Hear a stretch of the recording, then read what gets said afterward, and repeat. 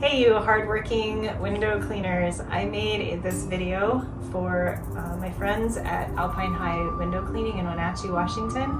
I'm a massage therapist and I want to help you guys out with some mobility and stretching to help keep you out of pain. So this one will be for your chest and your mid-back. Start by laying down, extend your right arm, put your left arm with your hand next to your shoulder. Roll gently, looking over to the side of this arm. Breathe. Push your knee the other direction. Again, no pain, only to where it feels good in your back. And you should feel a lot of stretch in the shoulder. If you want, you can reach your fingers out even further. Next one, take your, on all fours.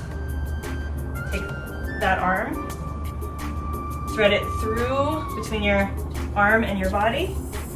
Reach through like you're gonna touch something on the other side. Push gently your shoulder and your shoulder blade through the floor and breathe.